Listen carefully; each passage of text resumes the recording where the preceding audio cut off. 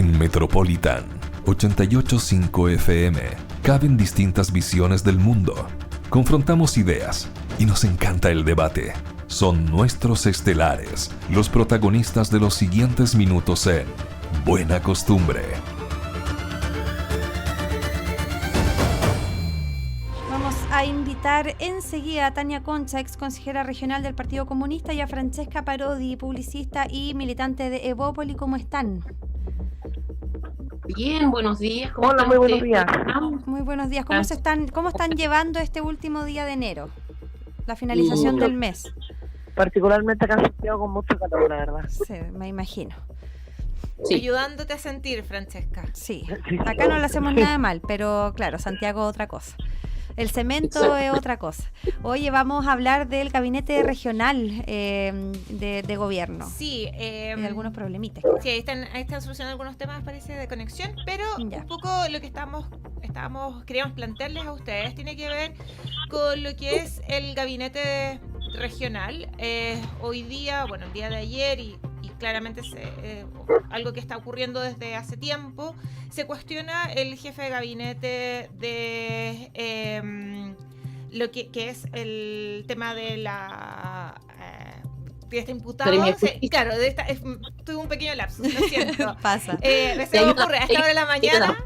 Sí, Yo distraída, no te pude ayudar. Lo siento. Un rol cuestionado al interior del gobierno regional, pero no solamente la imputación del jefe de gabinete, sino que además también lo que está pasando con Justicia. Otros jefes de gabinete. Recordemos la renuncia del jefe de gabinete de Educación, ahora la renuncia del jefe de gabinete de Justicia, que ha traído coletazos y asociado a la renuncia de la Seremi de Educación, la renuncia de la Seremi de la Mujer, por otra situación. Y que no hay nuevos nombramientos. No hay nuevos nombramientos. Nos encontramos también con una Seremi de Justicia que está siendo cuestionada por el rol de su jefe de gabinete.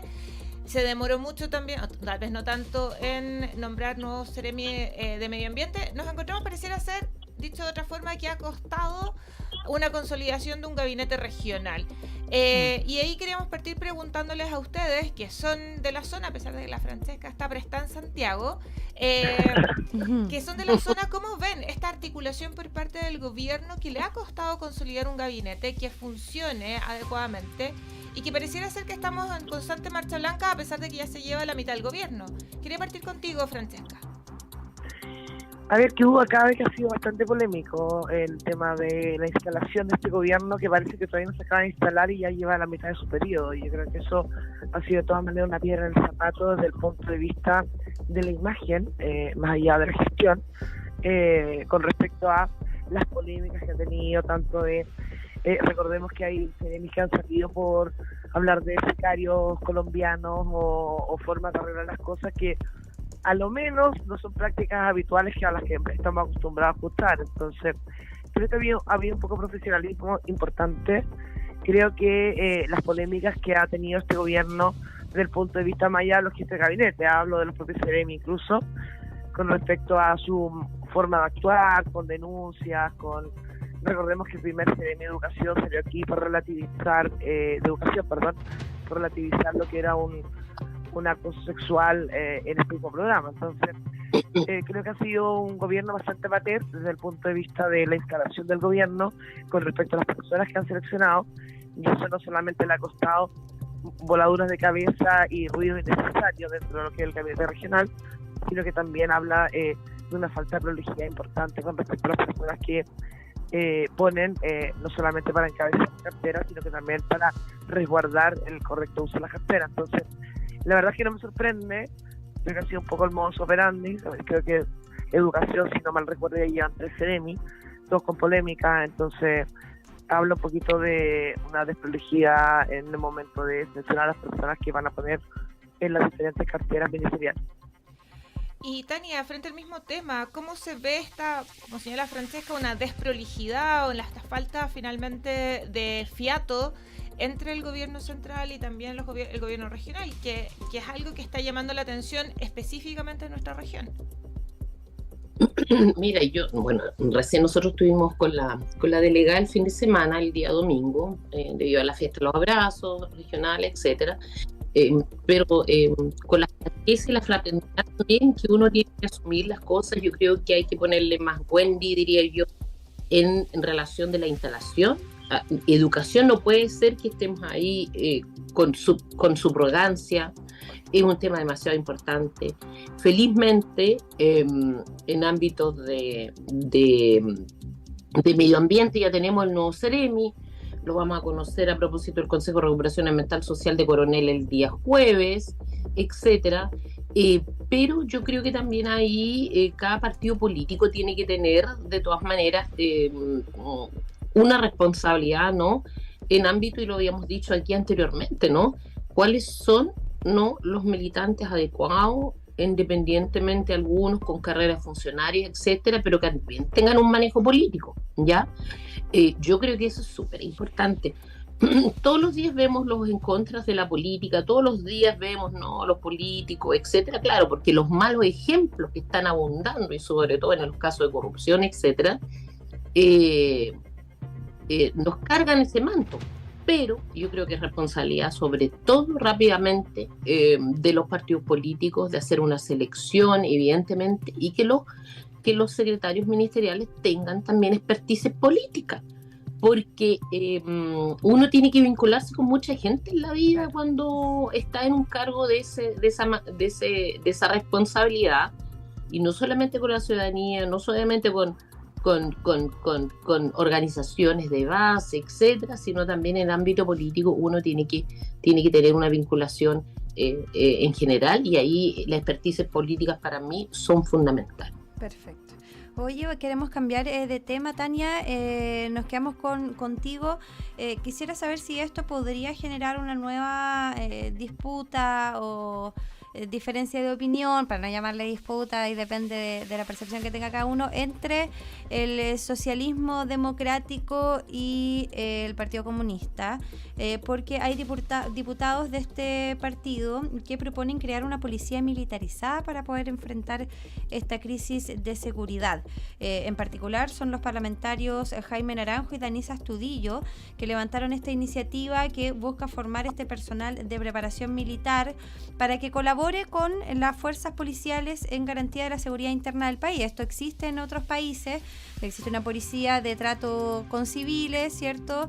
Y otra policía que es ya de mayor complejidad, que estaría militarizada, que tendría otro tipo de armamento y otro tipo de preparación también. ¿Ustedes estarían de acuerdo en apoyar este tipo de iniciativa? Mire, no sé, no he conversado con nuestra diputada respecto a ese tema. No sé cuál va a ser la opinión ahí de la bancada en relación, porque cuando los temas se plantean en el seno del Congreso, también hay relaciones entre bancada y bancada. Lo que sí creo yo, y eso siempre yo lo he dicho, independientemente de los hechos, de los sucesos, de lo que hemos vivido en los últimos años, Carabineros de Chile necesita una modernización, y ahí, mira, no es muy lejos que ir un poco más allá, pero nosotros tenemos dos policías, ¿no? Está la policía de investigación, pero también Carabineros, en lo que se entiende como Carabineros, ¿no? En otras partes del mundo tiene divisiones adentro, y yo creo que ahí, si bien la tenemos, qué sé yo, SO5, SO7, etcétera, y todo, pero yo creo que hay que reforzar a eso, ¿ah? A lo que ya está, entonces, a lo que ya tenemos.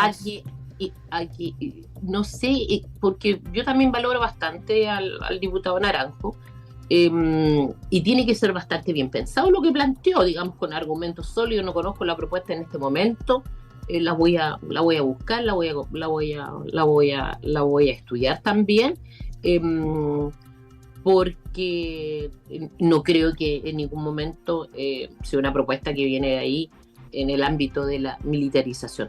Yo lo que sí quiero decir, y eso yo creo que es importante que se sepa, es que la creación de las instituciones respectivas de resguardo de la seguridad del pueblo chileno tienen que tener claridad qué es lo que le compete. Si estamos en falencia como país respecto de nuestra seguridad en la frontera, en el norte, bueno, entonces tal vez hay que crear una policía condicionada un departamento o una dirección que se especialice en policías fronterizas. ¿Me explico, no? En el ámbito de eso, entonces yo creo que nos quedamos como en muchas cosas en Chile, nos quedamos en esta rutina, ¿no? En esto de seguir haciendo las cosas como son, sin tener una capacidad de planificación, de prevenir las situaciones, ¿no? De entender que cuando hablamos de migración es un derecho humano, por supuesto, pero dentro de toda la ola de migración, ¿cuánta otra cosa no trajo la ola para nosotros como Chile? Entonces, son cosas que deberíamos prevenir en ámbitos de políticas públicas, pero también en el resguardo de las propuestas de la seguridad. Y yo creo que ahí la invitación también tiene que ser respetando los poderes fácticos del Estado y etcétera, de mayor colaboración uno con otro para presentarle también al país una propuesta, ¿no? Comenzando desde las Fuerzas Armadas, comenzando qué rol podría tal vez innovador también tener la Marina, porque la frontera abierta que tenemos a propósito de todos los puertos y en temas de seguridad, sobre todo en ámbito de la criminalidad, yo creo que no están cubiertas. Así que Perfecto. Eso, yo hago un llamado más que nada a eso. Francesca, la misma pregunta. O sea, no es si es que tu sector apoyaría, pero ¿piensas que esto podría generar ahí una disputa entre los sectores? Y según lo que ha dicho Tania también. A ver, yo creo que todas las conversaciones con respecto a seguridad en estos momentos son necesarias, ¿no? Sí. Independiente de que de repente sean algunas propuestas más rimbombantes que la otra, escuchar a los diferentes especialistas y ver cómo atajamos esto, lo que está pasando, que lamentablemente parece estar mucho más metido de lo que creíamos en un principio, cuando partieron ya todas estas noticias o hechos con respecto a asesinatos, secuestros, crimen organizado, y que lamentablemente lo estamos normalizando, porque ya es normal ver que una persona muera baleada en la puerta de su casa. Ahora, con respecto realmente a las intenciones o las propuestas diferentes que se puedan ir realizando, el socialismo democrático hace rato viene proponiendo cosas que en el gobierno pasado negaban, desde el punto de vista de aprobar leyes o de avanzar en diferentes materias con respecto a las medidas que se van tomando, y que ahora lo han normalizado bastante más y que creo que ponen un poco también en jaque a lo que es la propia ideología del gobierno. Recordemos que este gobierno es un gobierno que tiene complejo con respecto a tomar medidas de seguridad, y no lo digo desde un punto de vista ideológico, sino que lo veo a los hechos de lo que hacía este gobierno cuando era oposición. Entonces, más allá de la propuesta en particular de esta policía militarizada para poder atajar lo que es el crimen, creo que finalmente lo que hay que hacer es un gran consenso con respecto a los temas de seguridad, ver qué es lo que es efectivo y qué es lo que es efectista también, y ir avanzando en eso. Ahora, creo, y desde el punto de vista un poco más político, este gobierno ha tenido diferencias importantes con respecto a las diferentes políticas públicas que se han ido adoptando desde el punto de vista de seguridad, cuando tienen que aprobar leyes o así, que el propio Partido Comunista muchas veces se resta esas leyes.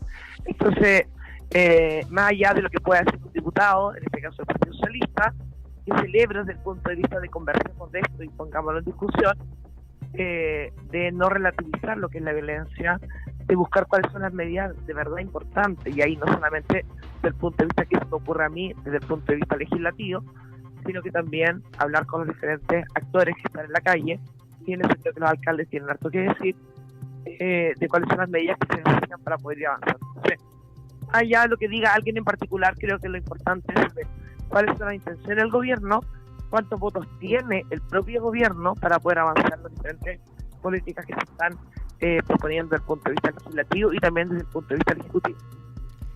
Perfecto, no sé si hay algo más que solamente complementar. Muy rápidamente preguntarle sobre esta mirada que tiene que ver, o lo que estamos mirando en nuestro sondeo de opinión, de un poco en el contexto de lo que señalaba Francesca al final, sobre la opinión del alcalde de Curacaví y vicepresidente de la Asociación de Municipalidades Rurales, que señala que el narcotráfico tiene una presencia importante en el mundo rural, que tiene que ver con el tema de la seguridad y que de acuerdo a las declaraciones de él, el gobierno ha dejado al mundo rural de lado. Esto también complementado con las declaraciones del presidente de la Sociedad Nacional de Agricultura, que señala que el narcotráfico está en los sectores rurales trabajando muy en forma muy profunda y que se han blanqueado como agricultores. Francesca, muy rápidamente, porque ya estamos casi en la hora, ¿estás de acuerdo con estas declaraciones? Y Tania también lo mismo, y si pudieran aportar un poco hacia dónde debería de ir el trabajo del gobierno en ese sentido. Yo no tengo ninguna duda que el gobierno ha dejado de lado el tema de seguridad en general, y eso nos lo dicen, y tú puedes mirar las declaraciones de los alcaldes, particularmente de los alcaldes más pequeños, digamos, de comunas más pequeñas, donde finalmente hacen un llamado desesperado muchas veces al propio gobierno sector oficialismo. O sea, yo creo que eso es un hecho. La crisis de seguridad que tenemos es grave, y aquí se trata de sacar un pequeño rédito político de esto, sino que viendo un poquito o observando un poquito lo que está pasando. O sea, acá en Santiago, por lo menos, tú ves a los alcaldes, particularmente de oficialismo, que le piden al gobierno todos los días desesperadamente que haga algo. Es difícil, obviamente, porque bueno, ¿qué podemos hacer si estamos con un tema que precede a este gobierno, que es anterior? Pero sin embargo creo que el abandono que ha habido desde el punto de vista del gobierno hacia las comunas, particularmente, de poder entregarle más herramientas a los diferentes municipios o más carabineros en los diferentes lugares más alejados, creo que ha sido bastante evidente, y no lo digo yo, lo hizo el propio alcalde del oficialismo. Tania. Muchas gracias. Mira, yo por eso les digo, de toda lógica, digamos, ¿quién no iba a pensar que hace 10 años atrás, bueno, cuando uno vive aquí donde están las poblaciones, que evidentemente el campo, voy a hablar así como se dice, ¿no? El campo, incluso el cambio climático, iba a ser oportuno para la producción, por ejemplo, de grandes campos escondidos por ahí en la precordillera, etcétera, o en algún valle de marihuana, lo que antes no teníamos, porque evidentemente las temperaturas tampoco no dan. Entonces, son cosas a las que yo llamo más de el tema. Yo creo que Chile, y ahí en los gobiernos en particular, uno tiene que tener planificación, y planificación también cómo vamos abordando el crimen organizado, ¿no? Mira, yo el otro día pensaba, bueno, se juntaron los países más bien de Centroamérica, ¿no? Donde evidentemente el tema se nos fue el audio, Tania. Colombia, la experiencia de Colombia. Yo le digo, ¿por qué no nos podemos hacer lo mismo? Porque nuestro país, y eso todos lo saben, es una especie de corredor en relación a la droga, eso lo sabe todo el mundo. Entonces tenemos que levantar políticas públicas en ese sentido, y evidentemente si ustedes van a ver a cualquier pueblo, desde la comuna más cercana aquí de pueblo que tenemos desde Arauco en adelante, Curalewa, vayan a ver cómo está, con qué cuenta, por ejemplo, Carabinero, en el sentido no solamente de la infraestructura, sino de sus capacidades de modernización. Y ahí, evidentemente, estamos atrasados. Por lo tanto, uno no tiene que, y esa es una crítica que tenemos que hacernos como sociedad chilena, más allá de lo político, quién tú o quién no. Pero si no somos capaces de ver qué es lo que puede ocurrir a futuro, en general van a venir siempre estos ofertones de quién titula mejor una ley, quién responde a lo mediático, etcétera, etcétera. Y así como se está relativizando los asesinatos en ámbitos de derechos humanos, también ha ocurrido eso en Chile, porque yo todavía escucho sectores que dicen, pucha, no matamos suficientes comunistas en este país. Entonces comienza por una autocrítica profunda de la sociedad que estamos construyendo, y ahí la invitación evidentemente está, y también para los sectores de la derecha, vamos pensando en qué nuevo modelo de desarrollo económico-social necesita este país. Muchas gracias, Tania, por tu intervención. También, por supuesto, a Francesca Parodi.